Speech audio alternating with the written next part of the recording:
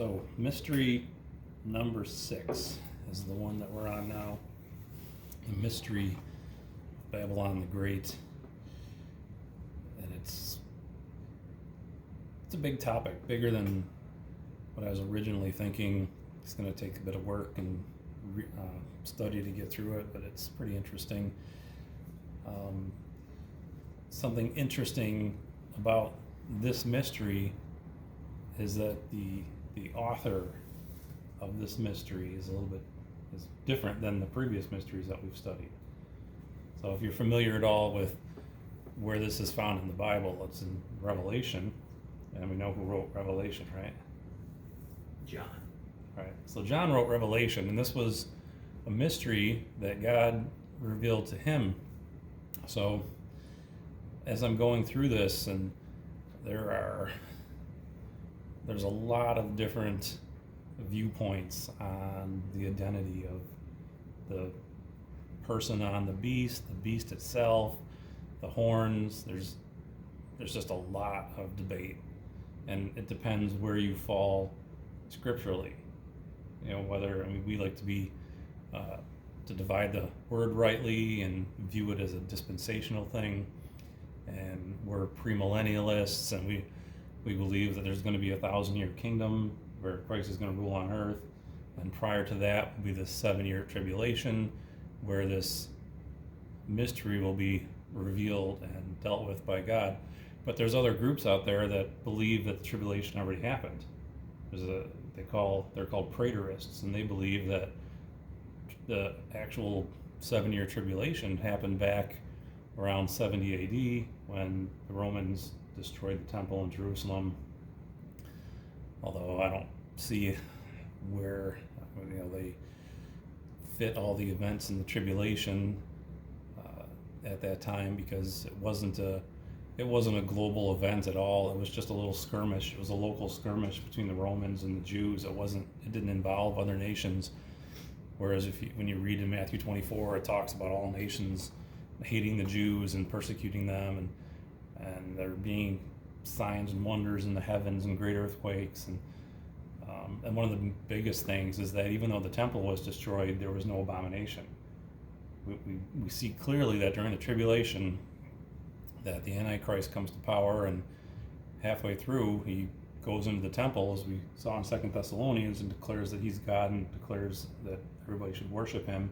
And he does something to desecrate the temple. That's what, when you hear that term, abomination of desecration, it means like he does something, like he sacrifices a pig or maybe even a human or something in the temple, and it essentially desecrates the temple so that it's not fit to offer sacrifices to God anymore. So that's something that didn't happen. In 70 AD, the Romans actually hired the Arabs to come and just destroy the temple, and they were just after the gold and the wealth that was in it. And so if anybody says that 70 AD was the abomination of desolate, or the fulfillment of the tribulation, just ask them, well, where was the abomination of desolation? Because that never happened. I guess they would assume that the Caesar, or whoever at the time, was the one that was the Antichrist, but he never went to the temple, he never defiled it. It was just destroyed. Another thing is people that don't believe, there's people that believe that we're in the millennium right now. They don't even believe in like a future 1,000 years. They think that we're actually living in the millennium, and Christ is reigning over the earth from his throne in heaven through the church. So each of these, she's on a beast, and there's all these heads and horns. So depending on how you interpret scripture, some people are going to see the heads as one thing, another group will see them as another thing. So it's going to take a little bit of searching and just kind of looking through the scriptures and looking at history and finding out what matches up with what. So basically on the timeline, this mystery Babylon the Great, similar to the mystery of iniquity, we see that it culminates during the tribulation. We see in John's vision where the mystery is revealed, and God is directly involved. But like the mystery of iniquity, it's something that has its roots going far, far back. And there seems to be a specific focus of the mystery of Babylon the Great during the church age. But I think the roots of it, they go way, way back to the earliest parts of the Bible. And something to consider is that the way the mysteries were revealed to Paul, they were something that the Jews didn't understand. They were something that had never been conceived of and thought of before, and they were revealed to Paul, and they were new.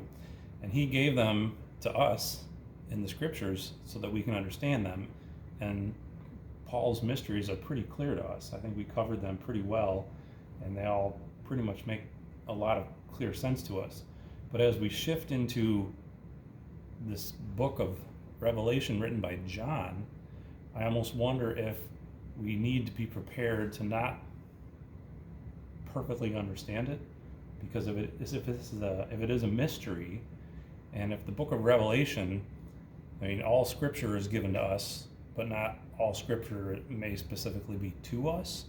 So if the book of Revelation is really geared directly towards the people that are alive during the tribulation period, there may be things that we may not be able to understand perfectly looking ahead, kind of like how the Jews in the Old Testament, they had all kinds of prophecies of Christ, but when he actually showed up on the scene, they missed a lot.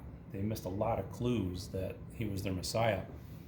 And possibly as we're looking forward into this book of Revelation at this mystery, it may be a mystery that will be completely easy and clear to understand to the people that are actually alive during the tribulation and experiencing this. And they'll be like, oh yeah, that's exactly what it means. Where we have to, we're kind of looking ahead and we're trying to compare things and see how things match up, but we're not actually seeing it from a historical point of view like we've seen the other mysteries. The other mysteries we're looking back on, and we can see with a lot more clarity exactly, what those mysteries entail and how to understand them. But looking ahead, there may be some debate on things. I'll try to present, the best that I can understand. From what I can search out based on our dispensational, premillennial, pre-trib rapture viewpoint of prophecy. So let's take a look at the verse, the main verse that deals with that. So you're going to go to Revelation 17, and we'll take a look at the mystery Babylon the Great.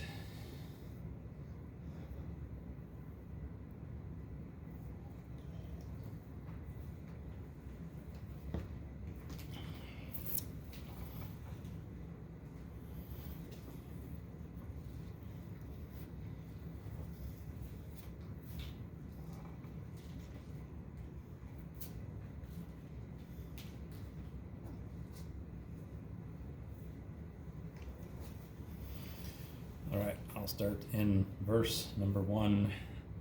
And there came one of the 7 angels which had the 7 vials, and talked with me, saying unto me, Come hither, I will show unto thee the judgment of the great whore that sitteth upon many waters, with whom the kings of the earth have committed fornication, and the inhabitants of the earth have been made drunk with the wine of her fornication. So he carried me away in the spirit into the wilderness, and I saw a woman sit upon a scarlet-colored beast, full of names of blasphemy, having 7 heads and 10 horns. And the woman was arrayed in purple and scarlet color, and decked with gold and precious stones and pearls, having a golden cup in her hand, full of abominations and filthiness of her fornication. And upon her forehead was a name written, Mystery, Babylon the Great, the mother of harlots and abominations of the earth. So we've got this mystery.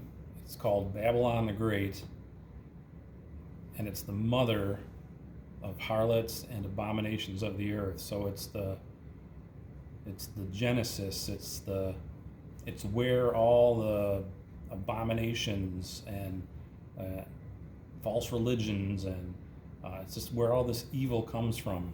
So I thought it would be good to start back in the beginning, since it's talking about Babylon. We can go back and look at where Babylon actually started. So we'll go back to the beginning.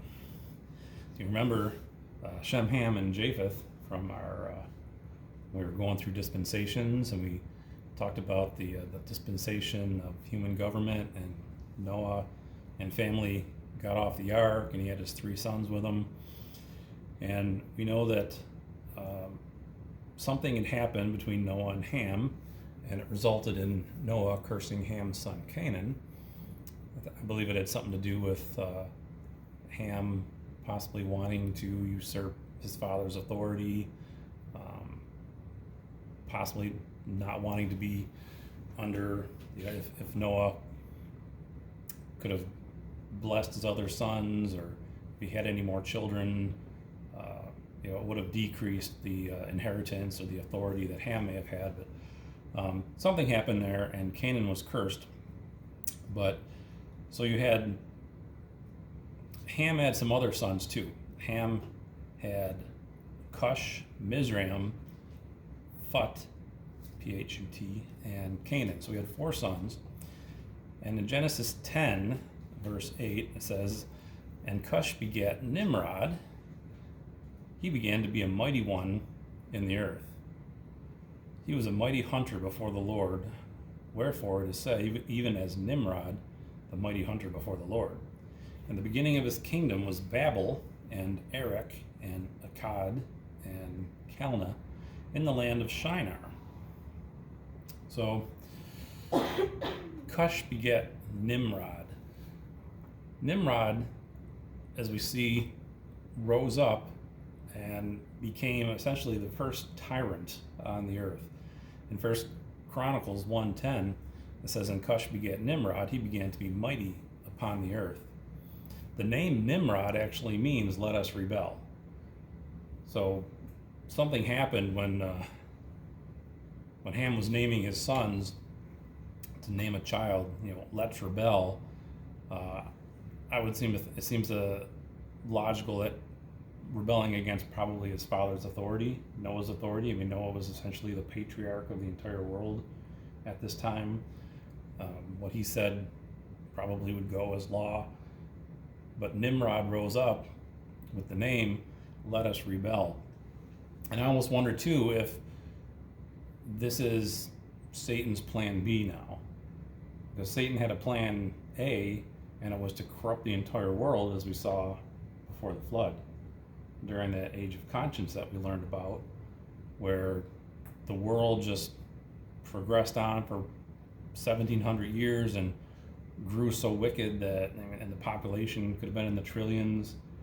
And then you had the angels possibly mixing with human DNA and creating giants and abominations on the earth. So it sounds like Satan had a plan to corrupt the earth and get the angel DNA, or the demon fallen angel DNA in there, possibly corrupt the human genome and mess up God's plan that way.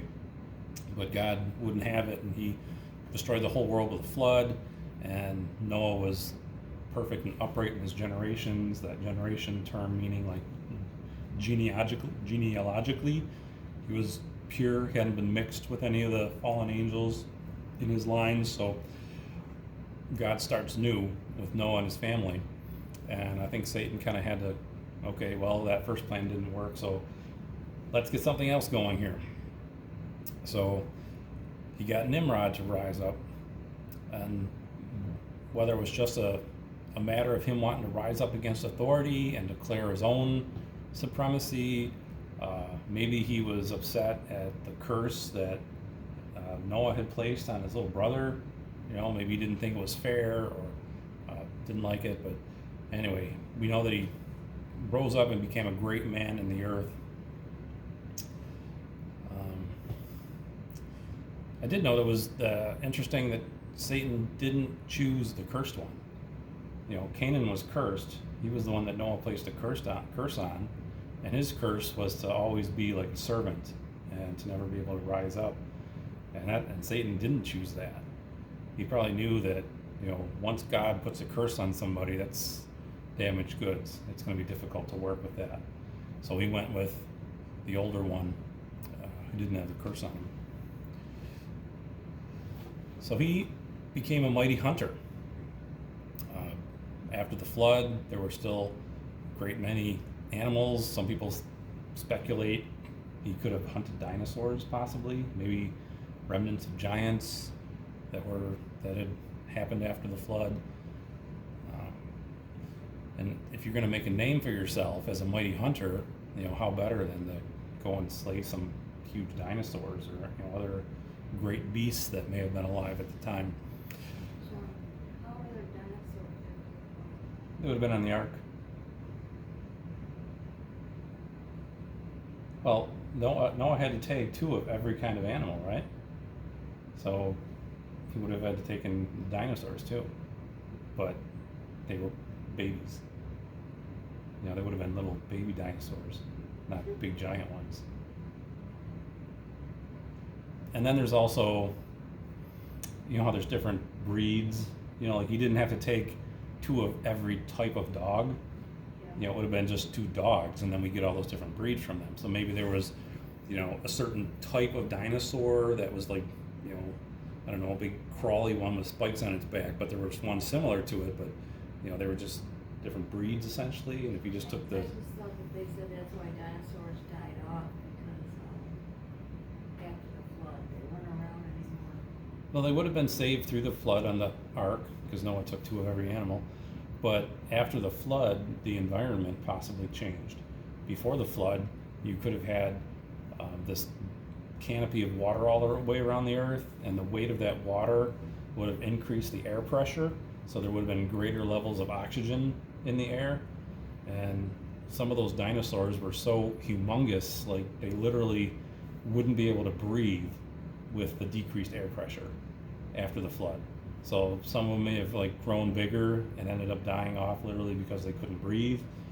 But then you also had hunters. Mankind would have wanted to rise up and prove their hunting skills and prowess and make a name for themselves by hunting down these big dragons, as the Bible calls them.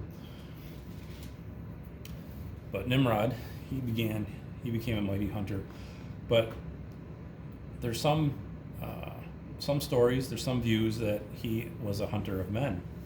There's something called the Targum. The Targum is Old Testament Hebrew scriptures that are translated into other languages, back in the Old Testament times. If there were other groups of people that knew the Jews and wanted to hear what their stories and their history was, they would, take the books of Moses and translate them. It was like a verbal translation. It was kind of like them kind of giving a paraphrase, and it wasn't considered official scripture or anything back then. It was definitely kind of like an just orally telling what had happened. And pardon? Like journalism or something. Kind of, yeah, just kind of reporting. This is what God did, and this is our history. But in the Targum, some people have written it down, and referring to Nimrod, it says, he was powerful in hunting and in wickedness before the Lord, for he was a hunter of the sons of men. And he said unto them, depart from the judgment of the Lord, and adhere to the judgment of Nimrod. Therefore it is said, as Nimrod the strong one, strong in hunting and in wickedness before the Lord. So he goes on and he builds the first metropolitan empire. Typically when we think of Babel, we always think of just the Tower of Babylon. We just think of the one thing, the one main accomplishment, this great tower that he built. But in Genesis it says, in the beginning of his kingdom was Babel, and Erech, and Akkad, and Calneh, in the land of Shinar. And then out of that land went forth Asher, and builded Nineveh, and the city Rehoboth, and Calah, and Rezin between Nineveh and Calah. The same is a great city. So this guy, he didn't just rule Babel. Babel is the very first city that he built. He spread out and built other cities, and then other people even built other cities around Babel. So it was a whole metropolitan area made up of many cities all in this one area. And the Tower of Babel was just one part of it that would have been in the city that he oversaw. So we talked about this a little bit previously, but pretty much, I mean, every false religion, all paganism, all idolatry, pantheism, polytheism, Zoroastrianism, everything gets its roots back to Babel. You can actually trace this right back. You can trace the history of different pagan idols and gods back through history, back through Egypt, back through Babylon, or from Egypt and all the way back into Babylon. And that really seems to be the start of where all false religions started. Yeah, you can go ahead. I'll pause it. So if you think of Father Abraham, being the beginning of, Judaism and how that's grown and spread throughout the whole world, essentially this mystery Babylon was the mother of all false religions that began back in Babel. And it, just like a patriarch would have descendants and then descendants of descendants, and it just keeps spreading out and spreading out. This is the same way it happened with this false religion. It had a beginning, and then it just kind of took off. Somebody comes up with an idea, and somebody else says, "Hey, that's kind of a good idea. I think I'll take off on that." Or, "Hey, if he's got his own God, why can't I make my own God? I think that there's a God over this." But it can all be traced back to Babel. Nimrod himself became known as the supreme Babylonian god. He became a god and demanded worship as a god.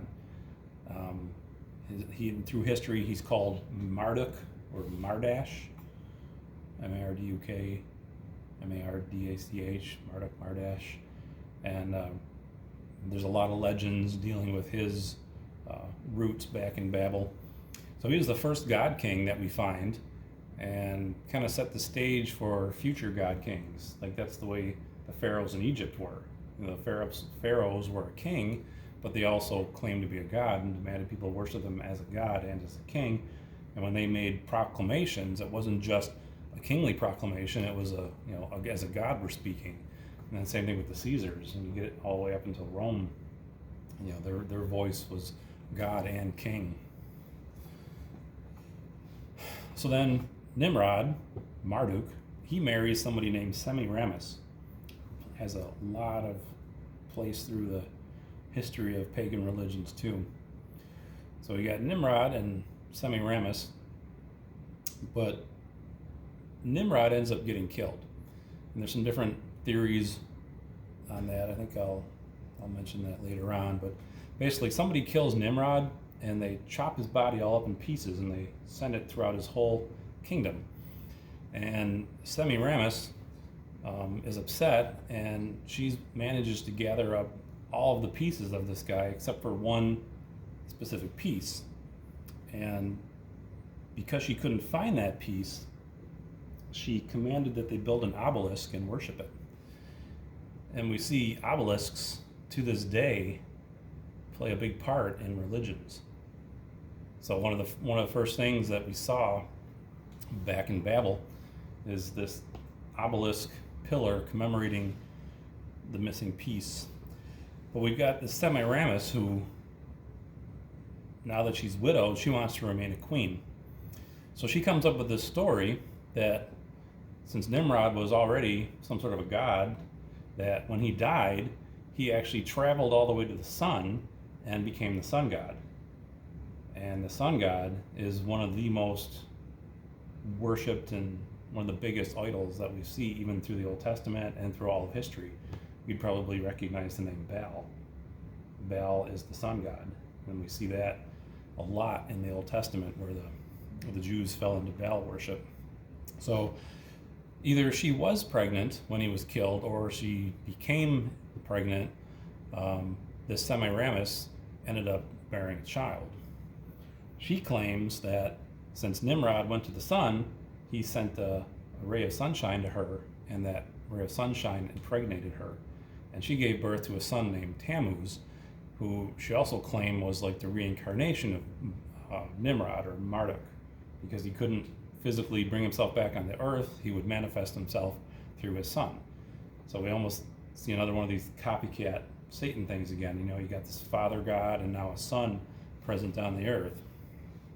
So it really kind of became the beginning of all these mother-child religions. We have the Semiramis and Tammuz in Babylon.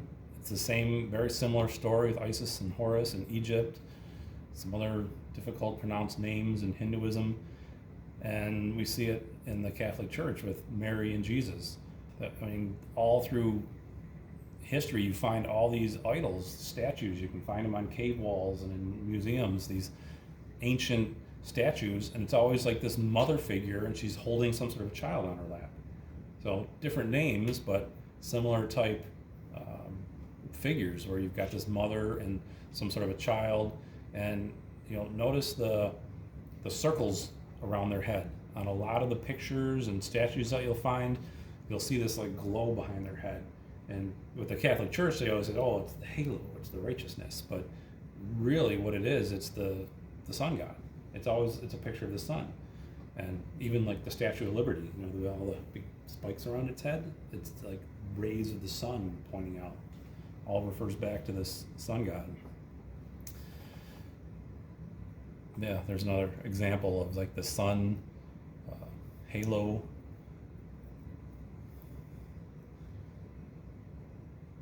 Halos, it's like the sun. It looks almost just like the idols that you'd see of Semiramis. So, since Tammuz is essentially the reincarnated Nimrod, his mother marries him, and Semiramis becomes known as the Queen of Heaven. And another name that she goes by is Ishtar, a fertility goddess, also known as like Diana, Isis. So she declares herself to be a god.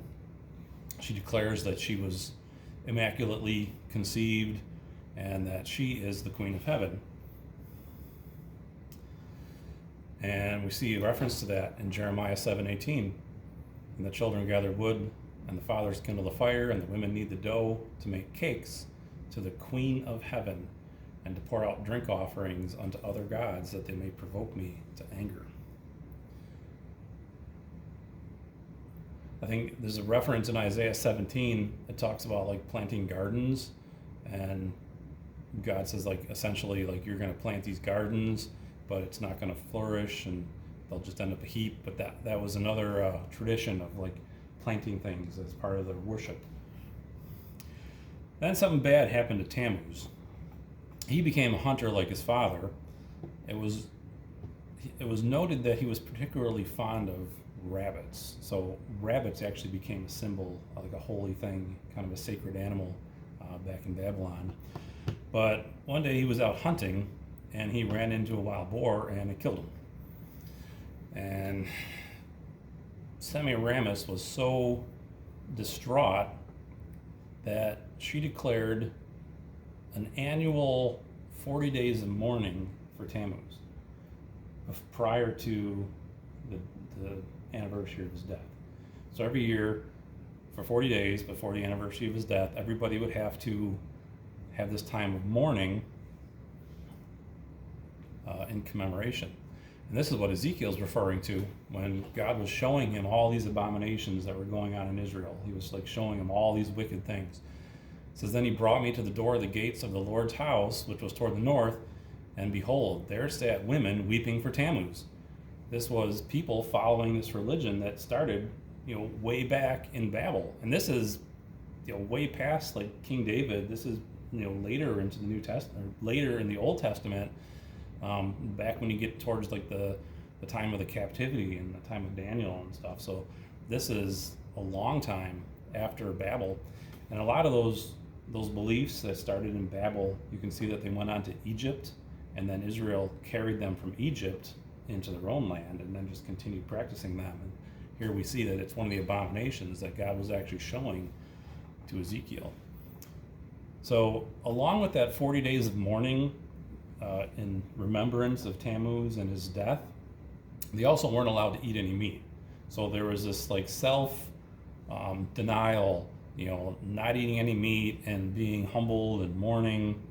And then the anniversary of his death came on the first full moon after the spring equinox. So after that 40 days of mourning and not eating any meat, you had to kill and eat a pig. That was to celebrate him.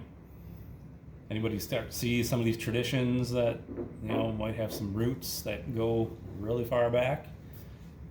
Christians typically, well, I should say the quote unquote Christians, Catholics especially, we have celebrated Easter Sunday with a ham dinner. I know I did most of my life. It was a big deal. You'd have 40 days of Lent. That's a Catholic doctrine. So you have 40 days before Easter where you're supposed to deny yourself. Some people say, okay, well, I'm going to give up sweets or I'm going to give up coffee.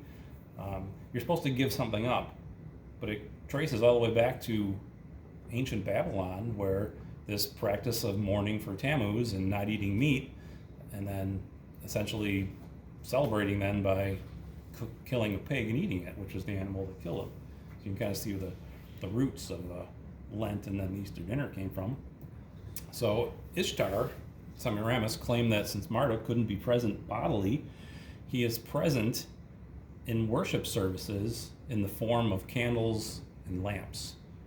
And we see religions around the world, or even like really pagan stuff. If you ever see like a occultic thing on television or something, isn't it always surrounded by candles?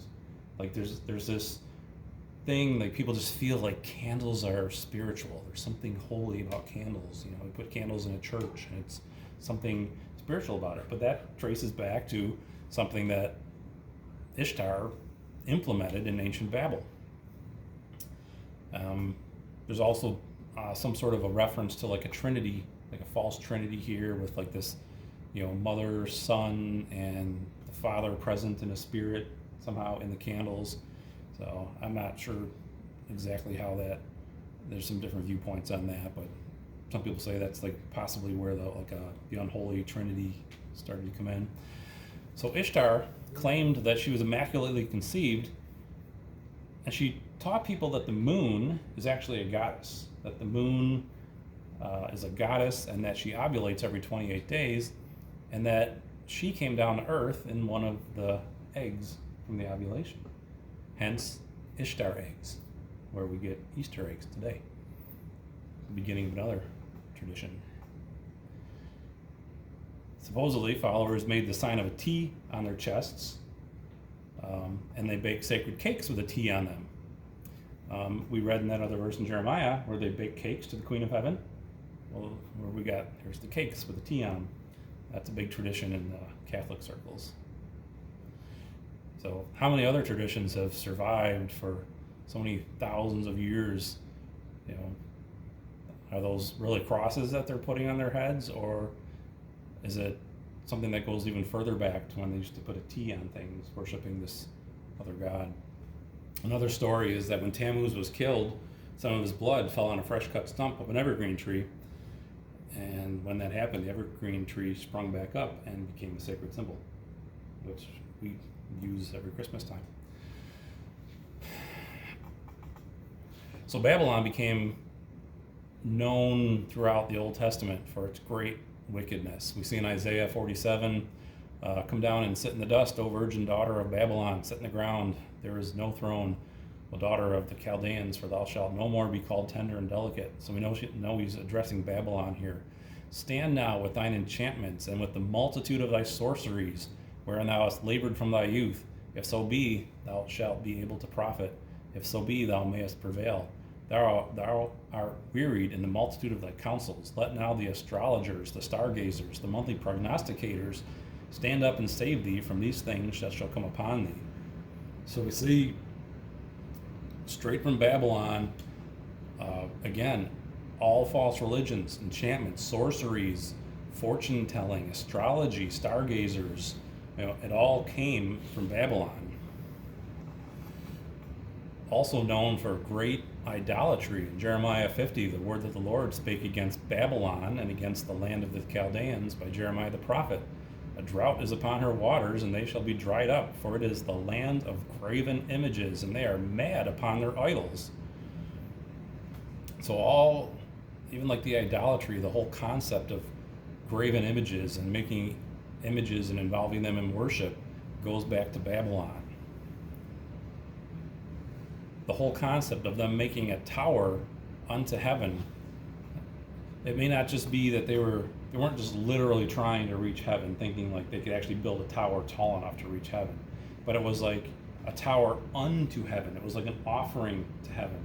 They wanted to, as they began to worship these hosts of heaven, these other, spiritual beings, they wanted to create some sort of a center of worship and have it be like the place that you would go to bring your offerings and stuff unto heaven.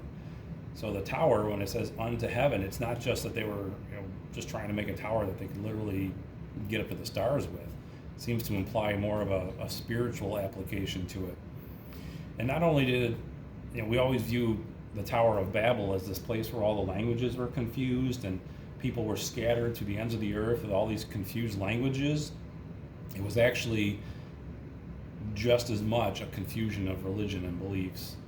When the people scattered from Babel, they were just as diverse with different religions and false gods and beginning of all these pagan practices as it was of languages.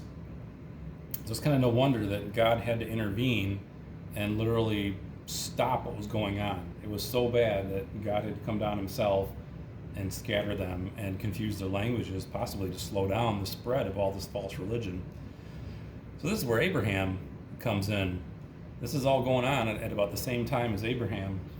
And it's kind of interesting because here you've got the whole world going from just a belief in monotheism, belief in one God, to all this, polytheism and pantheism and all these idols.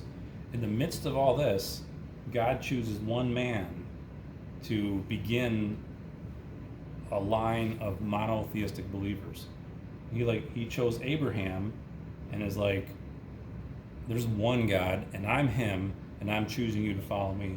So while the rest of the world was going off into all this pagan idolatry and many gods and all different kinds of worships and faiths and false things, he picked Abraham and said, you're going to be the one that's going to proclaim one God, and I am him. There's different Jewish and Islamic traditions that claim that Abraham actually confronted Nimrod. Some claim that because Nimrod was going into all this paganism and idolatry and even like sacrificing children and human sacrifice, and it was becoming so wicked that Abraham actually confronted him. Some claim that they even fought, and I think some claim that Abraham had something to do with chopping up Nimrod into pieces and sending him to all of his kingdom as like an example, like this is what Nimrod is doing to children and all his pagan sacrifices, this is going to be the result if you continue to follow this. That's just one of the stories. I don't put any credit that Abraham did that to him, but that's just the Muslims and Jews both have traditions that deal with Abraham possibly confronting Nimrod. But since it's not in the Bible, I don't know if it's true or not. But it'd be kind of interesting because it's two very opposite sides of the coin. You've got Nimrod and Semiramis beginning their whole plethora of gods, and then you've got Abraham being this one monotheistic believer. And then Babylon ended up becoming a stumbling block for the Jews throughout the Old Testament. But as wicked as they were, they actually became a tool that God used. God used Babylon when he carried Israel away into captivity. We see in 2 Kings 24 that they were taken captive. And it's an interesting picture of sin, because here you have Babylon and the Jews going after their false gods and committing sin. And God's like, okay, you want to be involved in that sin? I'm going to give you over to that sin. Kind of a picture of, anybody who wants to mess around with sin and get into sin, but then it always takes you farther than you want to go, and it has consequences that are worse than you think it's going to have. And God actually used something so wicked as a tool to help bring Israel to repentance back then. In Jeremiah 27:6, we know that Nebuchadnezzar at the time was the king of Babylon, and he is actually called God's servant. God said, this is my servant. This is the person I'm using and working through. So Israel was in such rebellion that God actually had to go to a wicked pagan king and use him as a tool to accomplish his purposes on earth, and even gave this wicked pagan king one of the biggest important visions of the future of humanity through the rest of time. Like, and he gave it to a pagan king. He didn't give it to a faithful prophet. He actually spoke the history of humanity through a pagan king. Maybe because he was a Gentile, and this is like a history of the Gentile kingdoms, but kind of interesting that God still chose to work through him in that way. So that's pretty much it for what I've got on Old Babylon and like kind of the roots and the beginning of it all. But this was just to show that, I mean, we can actually see today traditions and things that we see present in this day that had their beginnings like 6,000 years ago. And especially we see with the Catholic Church and how they've directly taken a lot of that and incorporated it all, and kind of, different people have different ideas of who Babylon is. A lot of people think that this mystery Babylon is going to be the Catholic Church. I think the Catholic Church will be part of it, but I think it's a lot bigger than that. But I'll get into that more as we go along, and we're going to go back to Revelation 17 and continue on with the actual scriptures in Revelation 17. Any questions or anything? Comments?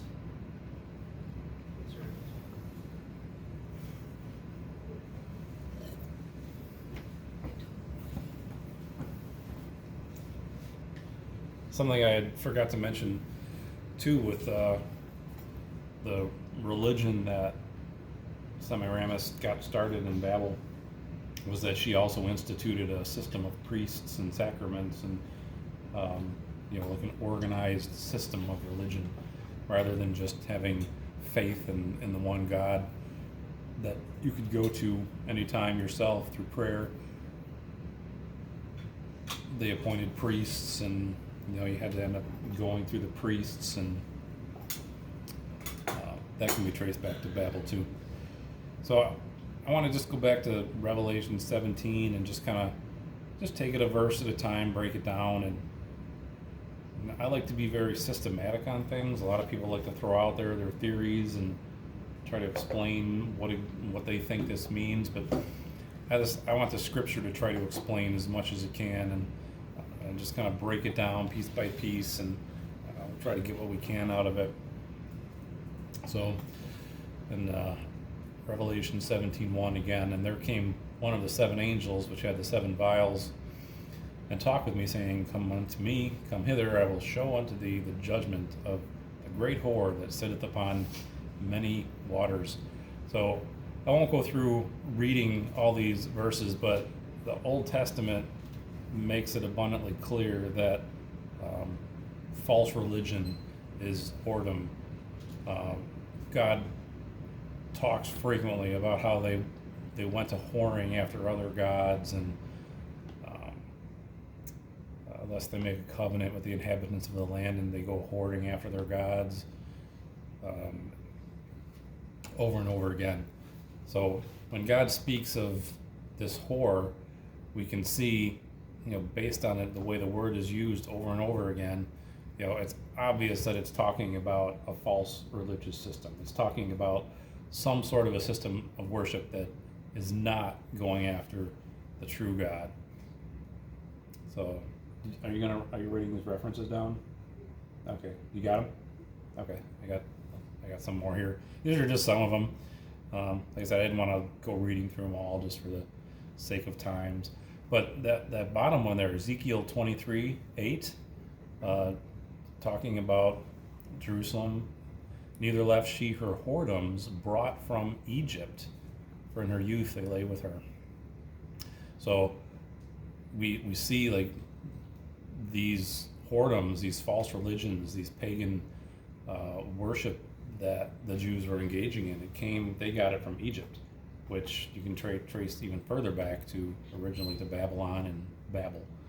You can just see the progression, how the false religion spread from that one place and affected the rest of the world.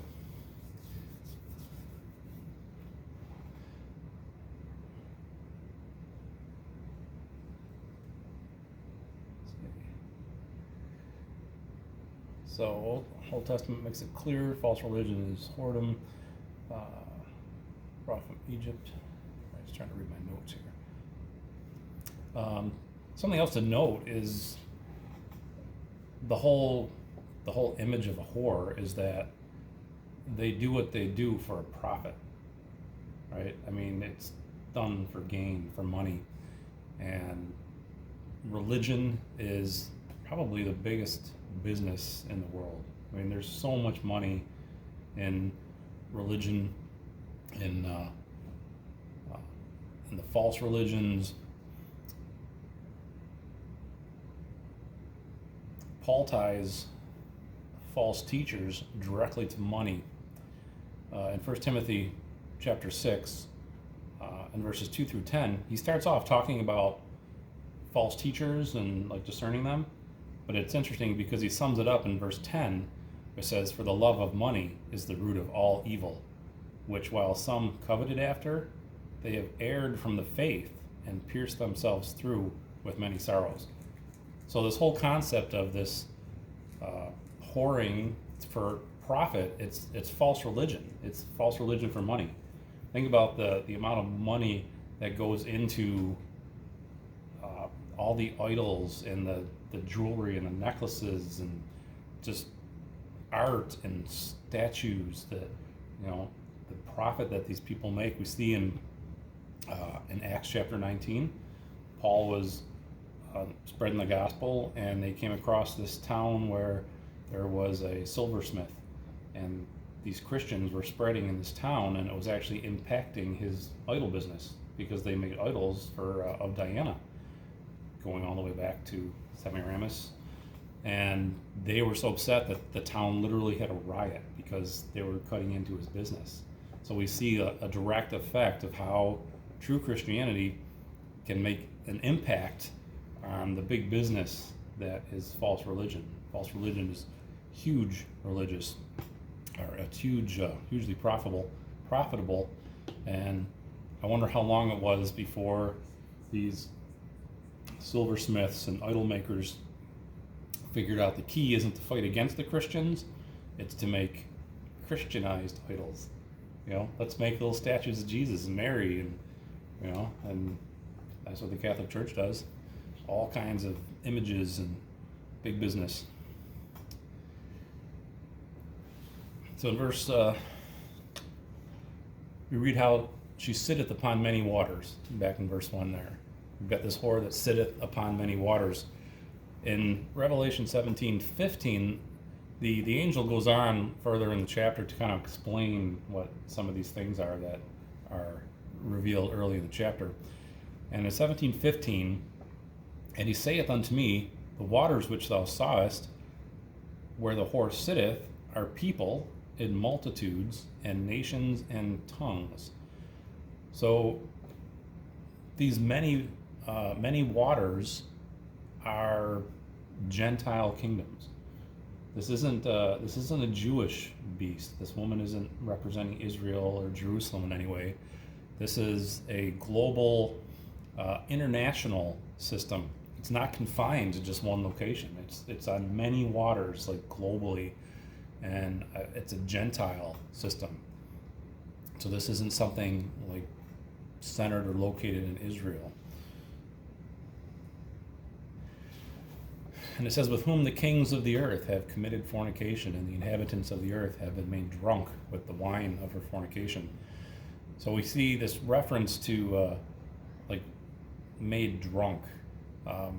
Think about when somebody's drunk, they're in a stupor, they're lacking common sense, they can't make informed decisions, they essentially lose their own self-will to make intelligent choices.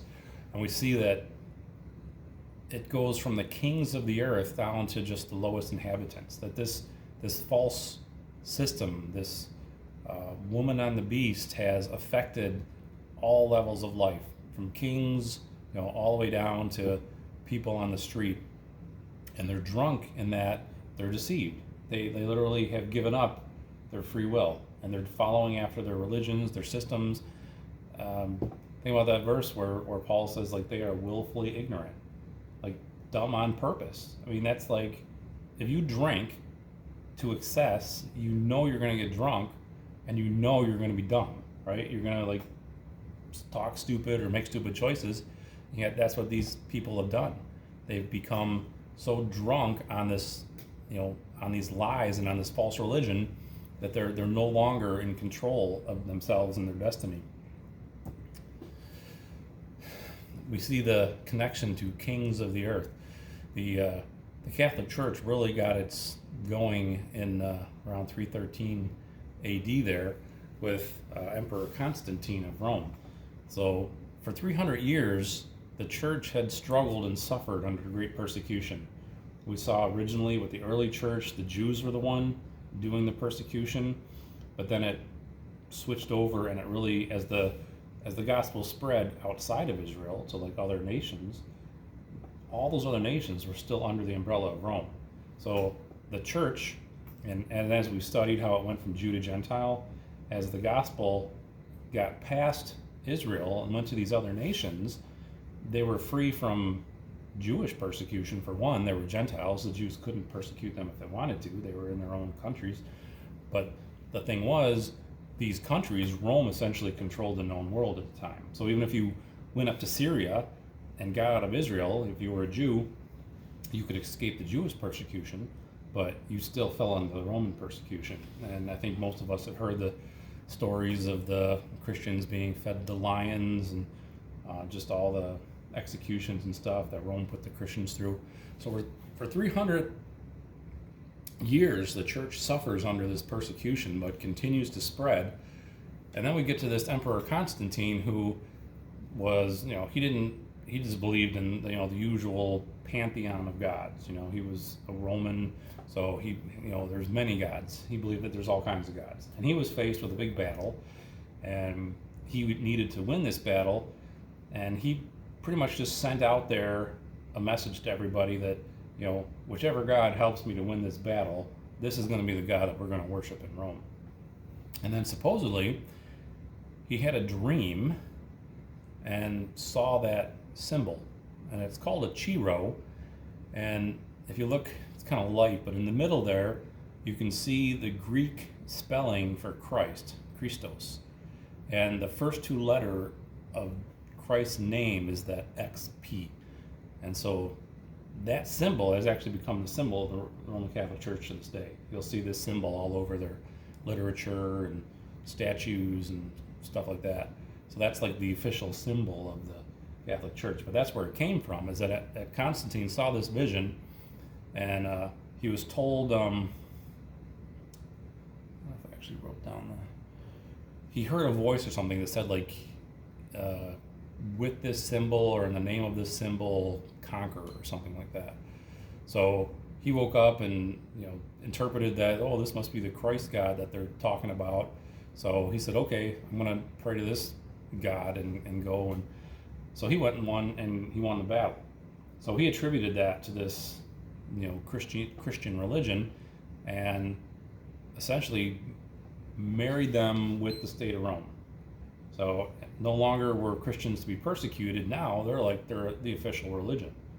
Now, how tempting as a Christian, if you're in a religion that's been severely persecuted for 300 years, probably most Christians alive at the time, probably knew somebody either from their immediate family or a friend of a friend who had probably been executed somewhere along the way. I mean, the whole persecution was so violent. How tempting would this have been if you were part of the church at that time to be like, finally, the government's not going to persecute us anymore. But little did they know that this was going to be the biggest mistake ever, to actually connect the true Christian church with government, and it doesn't work. God never intended for the church to be in a place of political power. There's like total separation there. He instituted families, church, and government as three separate institutions, and they're not supposed to interact and cross over each other. There's a reason God set it up that way. But as soon as they became entangled and connected to Rome, well, now it's no longer become a Christian based on faith. where, you know, these Christians under the persecution, you had to be a true Christian. I mean, you had to have faith or else you're going to die. You know, so there was some real motivation to be a true Christian. But once the church became the official sanctioned religion of Rome, well, now it's like, well, you're in Rome, you better be a Christian or you have to get out. So you can see immediately where it could cause problems, and you're going to start really watering down the true church. And then, you know, you're going to have, you know, the church leaders becoming involved in politics and holding office and starting to mandate things. And I mean, this is where the whole beginning of the Catholic Church started. It all started with Constantine joining the church at the time with Rome, and there were groups of people at this time that didn't join. There were people that resisted and stayed outside of this joining of the church in Rome. And maybe someday we'll take a look at that if you want to look at the trail of blood and how you had all these true Christian groups that never were part of this whole corrupt system of church and state. And they come down through like the Paulicians and the Waldenses and the Albigenses and Anabaptists, and ultimately to the Baptists that we have today. And that's why I've always called myself a Baptist, not just because of the doctrines that they believe, which are true because of, you know, as the political church system became more and more corrupt and instilled like infant baptism and sacraments, this line of true believers that were outside of that church system held on to the core doctrines of salvation by faith alone, of, you know, a consenting baptism after you're saved, you know, a separation of church and state. And so when I call myself a Baptist, I don't do it to associate myself with the quote-unquote Baptist churches of today. It's because it actually goes back to a line of true believers that go back to the early church that didn't compromise and join themselves with Rome. So at this time, the church, the quote-unquote church, the Catholic Church, became a political power. So then the time of the Caesars kind of died off, and popes took over. Popes began to rule the church. Pope Gregory I begins around 590. He begins a mass conversion of pagans. So that they literally will just go out to pagan nations or tribes and just like throw water on them. Okay, you're all baptized in the church now. Now you belong to us. You need to like support us, fight for us, pay taxes to us. So it was like this mass effort to try to get as much support as they can. And then by 726 AD, you had Pope Gregory II, and that's when the Catholic Church became the sovereign ruler of the Italian peninsula, ruling from Rome. Remember that statue I had up there a little while ago, from the one that Daniel interpreted? Nebuchadnezzar saw it. It had the gold head and the silver chest. You notice the legs were iron, and there was two legs. And that's because Rome represents the legs, and Rome split. There was a Western Rome, and the eastern part, because of wars and stuff going on, the rulers in Rome at the time moved the center of Rome to Constantinople, and that became the eastern part of Rome, or as we know it today, it became the Eastern Orthodox Church. So the Catholic Church actually had a split way back then, and you had the eastern part becoming the Eastern Orthodox Church in that part of Rome, and then Rome as we know it, like the other leg, to this day, grew up as like the Roman Catholic Church that we know like from around here. Around 632, Muhammad died. That led to a big war between Catholics and Islam. The Catholics, they wanted to take back the Holy Land because Rome had been conquered. Barbarians had come in, driven the Romans out. But then the Muslims wanted the Holy Land, so there was a big fight there. And the Catholics, they promised instant salvation to anybody who would come and fight and die for them. If anybody died fighting to retake Jerusalem, free ticket to heaven. So you can see the corruption of faith alone coming on real quick. 1250, we have the Inquisitions. For over 1,000 years, popes completely ruled in Italy until Napoleon came along. And then Napoleon actually for a short while conquered Italy, but he had other wars and stuff, and eventually Italy was able to get free again, and the popes came back. But it wasn't until 1870 they were actually deposed. I guess it was after Napoleon conquered it, and it was like, no more. The popes aren't ruling here anymore. So 1870, the popes stopped ruling Italy in general. Then along came a dude called Mussolini. Do you remember him? He was a fascist leader that came along and ruled in Italy.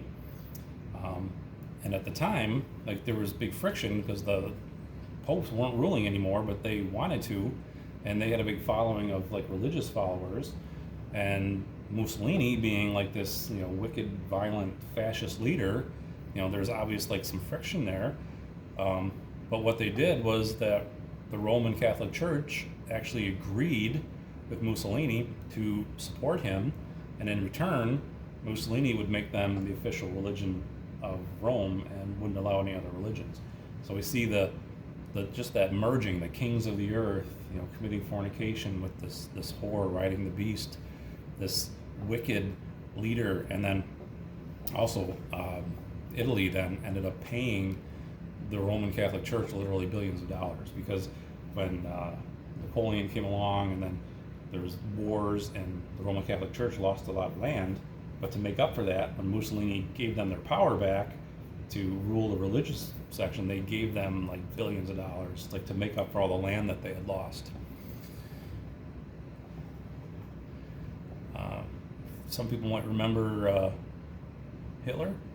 In 1933, Cardinal Eugenio Pacelli, Vatican Secretary of State, and German Vice Chancellor Franz von Papen signed this Nazi Vatican Concordat. Pope Pius XII was pretty much just called Hitler's Pope.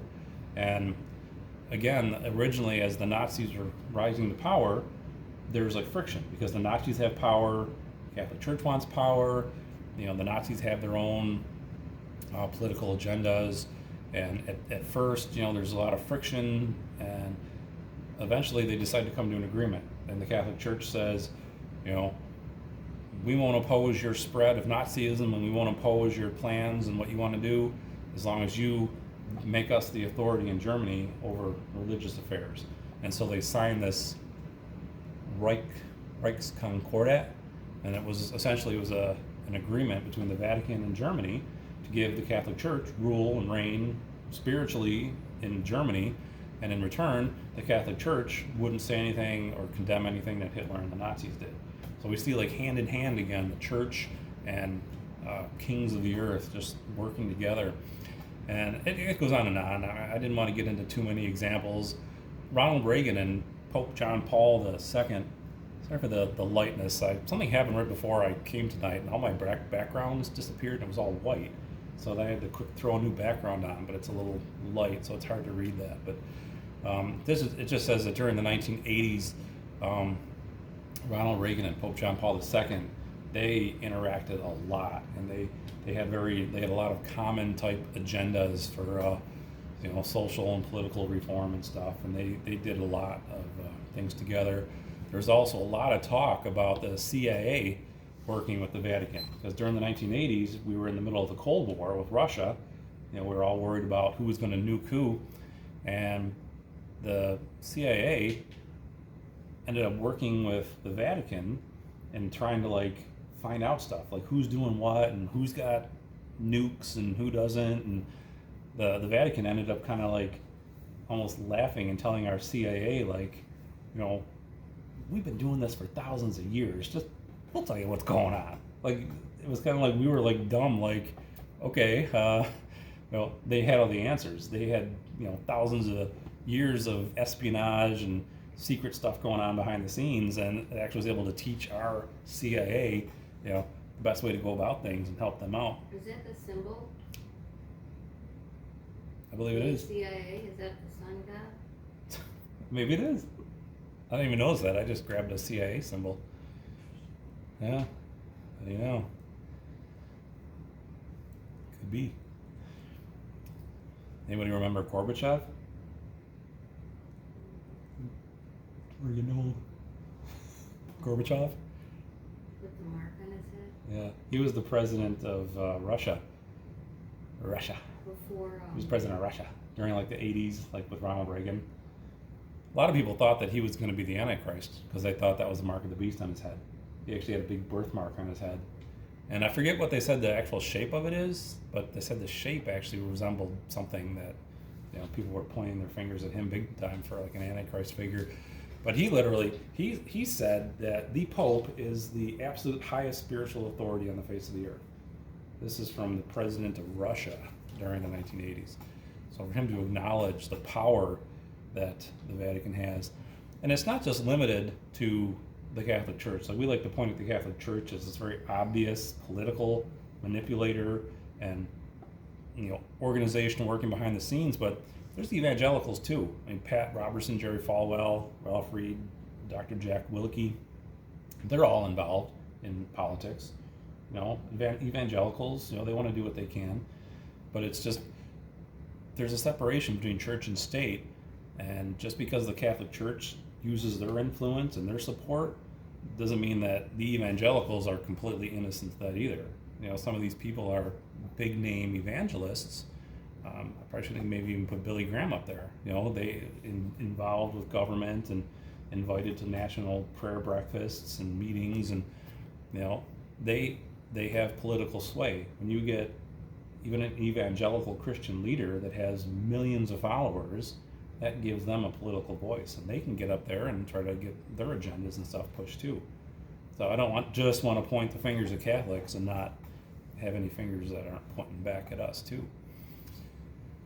So Jesus' words in John 18:36, Jesus answered and said, "My kingdom is not of this world. If my kingdom were of this world, then would my servants fight, that I should not be delivered to the Jews. But now is my kingdom not from hence." So Jesus is saying, like, this world, this is not my kingdom. It's like, if this world was my kingdom, we'd fight. I wouldn't just go to the Jews and be killed. Like, I'd fight. And how different from like the Catholics who, literally fought wars, to conquer lands and impose their will and their religion on whole nations. Templars. Yeah, I haven't even got into like the Jesuits and Templars and stuff. There's a lot of stuff that they did. I mean, they were like wicked, like torturers. The Jesuit like sacred oath that you have to pronounce before you can become one is like disgusting. Well, I'll mention it in the coming weeks. Mark 12:17, Jesus is saying, render unto Caesar the things that are Caesar's, and to God the things that are God's. Essentially, he's saying, pay your taxes, don't collect taxes, right? Jesus is telling his followers, like, pay your taxes. He's not telling them, rise up and gain political power and collect taxes. In Mark 10:42, but Jesus called them to him and saith unto them, Ye know that they which are accounted to rule over the Gentiles exercise lordship over them, and their great ones exercise authority upon them. But so shall it not be among you, but whosoever will be great among you shall be your minister, and whosoever of you will be the chiefest shall be the servant of all. So Jesus' plan for some sort of a church government is, if you want to rule and be great, you need to be the servant. You need to be the lowest of all if you want to be a ruler. And this isn't just Jesus talking. Paul actually reaffirms this in Romans 13:1-7. Paul talks about, submitting to the powers that are over you and obeying your leaders and obeying government. We're never encouraged anywhere to try to take over control, or run for any kind of a political office. And I'm not saying that that's wrong to do as a Christian, but just the fact that we're not instructed in any way to do that seems like our focus should be on spreading the gospel and trying to be the best influence we can be in this world for Christ, instead of trying to spread things politically. So we see that this whore has wine. It's the wine of fornication. And if you think about it, it says that the kings of the earth and the inhabitants of the earth are drunk on her wine. And if you think about, I'm just kind of like going through and thinking about these things. It's like drunkenness, you don't just suddenly become drunk. When you start drinking, it starts innocent. It's it's fun. You're in control. It's something that makes you feel good, right? But the more and more you partake of it, the more you lose control. The more you give into it and surrender your own intelligence, essentially, your own control over your future, and you lose your inhibitions, you lose your reasoning ability. And to compare this to like a false religion, how many people, they might just start small. We know people that are involved in like Wicca and stuff like witchcraft, or some people might want to go to, let me go get my fortune told, or let me read my my horoscope forecast for today. Things start small, they start fun, it might seem interesting, or you might do it to like be cool, just kind of comparing it to the whole alcohol and the wine, but they gradually get deeper and deeper and deeper into it, and it can be very dangerous. The same way that as you drink too much, you end up not being in control of yourself, and you end up making a bad decision and getting in a car or something. But as you get deeper and deeper into these false religions, like, you don't even know where you're headed. You don't think somebody that's going to get their fortune told or their palm read isn't thinking like, I'm going to worship Satan now. They're thinking, oh, this is a little fun thing. I'm just gonna try this out. So many things can start innocently and small and just progress into something that's worse and worse until they're literally like out of control and drunken to the point where it's like you're not even thinking anymore. Like, oh, what? I've been doing this for forever. There's nothing wrong with this. There's no danger here. I'm fine. I can quit this whenever I want. Just running the comparison between the wine and like a false religion. I think that it's interesting too that wine doesn't happen by accident. Wine is something that takes time. Somebody needs to actually make the wine, to press the grapes and to store it and to, put it in barrels or skins and keep it somewhere safe and preserve it for however long it takes to become good wine. So like the same thing with false religion. As we'll study it more and more, we see that Satan's behind it. There's a plan. It's not just something that randomly happens. The same way that wine is purposefully made, false religions have a reason to exist. It's not just people out there, just trying to figure my way, all paths lead to God. It's not just every man for himself trying to figure something out. There's a bigger plan behind it all. Satan's the one who's the god of this world that's working all these things for his benefit. And another thought on wine is like, older wine is typically considered better. It's stronger. It's the preferred wine. So you see these older religions that are so powerful. There's all kinds of things going on right now with the New Age movement and different spiritual movements and things, but you see the older wine is what's powerful and has the most grasp on people today. One religion has a very special focus on wine. The Roman Catholic Church places a very special, literal blasphemy, essentially, on the whole picture of wine. They teach that, as I think everybody knows, that the wine turns literally into the blood of Jesus. They preach this thing called transubstantiation, where they pray this little Eucharistic prayer, and supposedly, even though it still looks like wine and tastes like wine, it is the literal, physical, spiritual, like deity, like the fullness of Christ dwells in that wine, is what they believe. So when you're drinking that wine, you are literally drinking God. And the same thing with the wafer too, the bread that they eat. They literally believe that is the fullness, like Christ bodily is present. Like that piece of bread is as much Christ as if you were to cut off his finger when he was alive and eat it. It's like that it's just like the same thing. And it's essential. They consider it essential to salvation as part of the Mass. And the whole concept of, this is just another one of those traditions, like the whole concept of drinking blood goes way back to like ancient pagan traditions. One of the first pagan deities, this Lilith, supposedly was the first like demon pagan deity to drink blood. And there might actually be a reference to her in Isaiah 34:14. the word Lilith is translated, it's actually in the King James, it's translated screech owl, but the word is used in other literature as like this night creature, like demon. There's myths are so old, they say that Lilith was Adam's first wife before Eve. I mean, it's like that, it's like crazy stuff. But then we see these other gods in ancient Egypt, and they almost were given like these vampiric qualities, like they would drink blood and offerings, and they were almost like vampires supposedly in the myths.